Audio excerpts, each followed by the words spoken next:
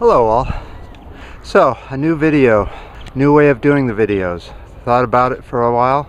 I've decided I do need to clean things up and make sure that everything's nice and sanitary after what I've read is happening worldwide on the spy situation. The way we'll do this is I'll do the oil news first. So, let's just go right to it. Okay, apparently the world's oil supply has grown by 1.8% over last year. Who are the big drillers? Well, it doesn't turn out to be the US at all. It's actually China and India produce more oil by far than the US will ever produce. However, their production is now lower year by year, including this year from last year. They both produced more last year than they did this year. So they went up almost 2% last year and they only went up 1.8% this year. So they're declining in their increases of oil production. Everyone else other than the stolen oil of Iraq is down over 7% per year now. Alright, Shell Oil claims that their production is up 11%. Alright, and this morning, because the fog was in, we couldn't quite see the barges in San Francisco Bay, but I was able to see that there were no barges in the bay. The camera would not pick them up. Alright, and with that, that's going to be the end of the oil news. We're not going to do gasoline prices or Brent crude until it becomes important, and right now they're holding pretty steady, so we're just not going to waste the precious video time. So from here on out we will no longer be talking about oil issues, so the oil people can go ahead and click the video off. The rest of what the video is going to be about is what I have found out about all kinds of things, not just oil. We're going to go ahead and talk about some of the surveillance issues that have been coming on lately, mostly brought on by the new heroes, the whistleblowers. They're starting to come out, and it's about time.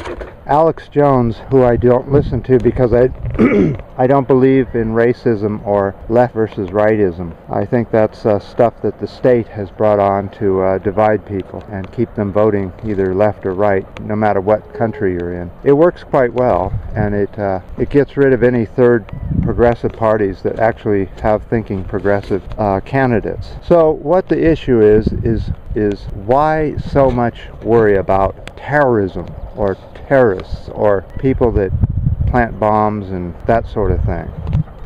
Why do we spend $4 trillion a year now between three countries, the US, the UK, or the European Union, and, well, I shouldn't say or, it's the UK, well, Europe, how about that? Europe and Israel.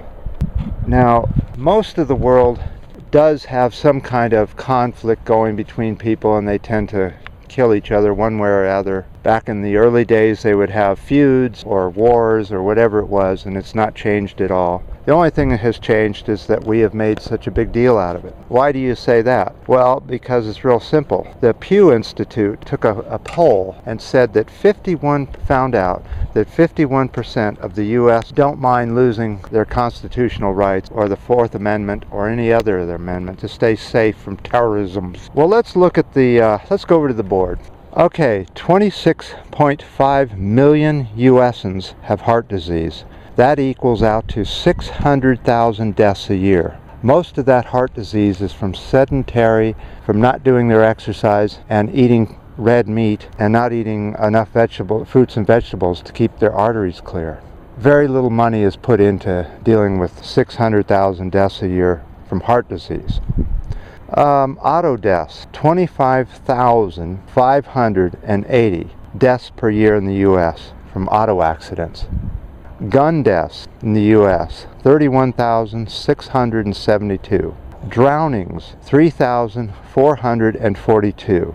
All of this could be prevented with a little bit of money. Not that much. You wouldn't need anywhere near $4 trillion. How many people worldwide is killed by terrorism or terrorists? I want you guys to look it up and tell me. You will find it is unstatistical or so low, and I'm not talking about 9/11 because we don't know who did 9/11. We have not had a disclosure, in my opinion, on that. So that's what I have found out so far, is that we're spending $4 trillion a year between 3 countries fighting something that is unstatistical. When was the last time somebody was killed in the US or the UK by terrorists? And how many were there? Compared to auto accidents, we could put in high-speed tube transport and cut all those deaths down to nothing, including getting rid of all that fuel use, because you could run the high-speed tube transport with solar and wind only. Alright, so to finish off this video, what I want to talk about next is I would love it if we could have some interaction between the audience. I mean, the last posts were amazing. They were actually quite good. I hadn't expected that type of audience, so I'm really appreciative of it. And so because you guys are wanting me to keep going, I would love to see you guys go. I want to see some videos. Post them to my channel. Come on over and tell us about your channel, and but give me some interaction, you know, some conversation. You know, come out of the woodwork, be strong, you know, be part of this whole thing. Let's put what is and not what isn't, and let's not worry about left versus right and them against us. It really is about corporatists against the world, and the corporatists are winning. They're taking the sheep and turning them into these robotic 51%ers who don't care whether they lose all their rights to protect them against absolutely nothing. You have no chance of being hurt in a terrorist situation. However, if you drive your car, you have a very good chance of being killed in that. So, I mean, this is what is. So, participate, please. And until next time. And thanks a lot for the new subscriptions and the comments and the video responses. I leave the video response open so you can just download it right on in, and there's no waiting for permission. Just put it right on there. Till next time, see ya. Pink Barrio. This is where you'll find some interesting links on the blog section. You'll also find shirts, videos, mugs, more videos, and cards in 2 types of languages. Why don't you visit Pink Barrio? Support the 99%, the small store owners. Stop putting your money in those big corporate banks. Put it in the credit union, right? We no longer support the corporates with our money. Now that is a big protest.